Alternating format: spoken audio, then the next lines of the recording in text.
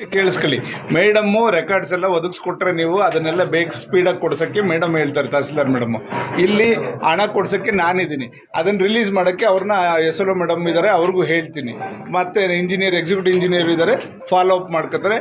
ನೀವು ಕೆಲಸ ಮಾಡೋಕ್ಕೆ ಬಿಟ್ಟರೆ ಡೇ ಆ್ಯಂಡ್ ನೈಟ್ ಕೆಲಸ ಮಾಡ್ತೀವಿ. ಮುಂದಿನ ಸತಿ 2ಕ್ಕೂ ನವಲೆಕೆರೆಗೂ ಚಿಕ್ಕನಾಯಕನಹಳ್ಳಿ ಕೆರೆಗೂ ನೀರು ತರೋಕ್ಕೆ ನಮ್ಮದು ಶ್ರಮ ಇದೆ. ನೀವೆಲ್ಲ ಸಹಕಾರ ಕೊಡಬೇಕು, ರೈತ ಸಂಘದವರು ಜೊತೆಗೆ. ಆಮೇಲೆ DK ಶಿವಕುಮಾರ್ ಹತ್ರನೂ ಮೊನ್ನೆ ಮಾತಾಡಿದ್ದೀನಿ, ಕಟನ್ ಕವರ್ಗೂ 150 ಕೋಟಿಗೆ ಅದನ್ನು DPR ರೆಡಿ ಮಾಡೋಕ್ಕೆ ಹೇಳಿದ್ದಾರೆ. ಅದನ್ನು ಕೂಡ ಶೀಘ್ರವಾಗಿ ಅದನ್ನು ರಿಲೀಸ್ ಮಾಡಿಸಿ, ಇನ್ನು ಮುಂದೆ ಶಾಶ್ವತವಾಗಿ ನಮಗೆ ಪ್ರತಿ ವರ್ಷ ಸಮಸ್ಯೆ ಆಗುತ್ತದು.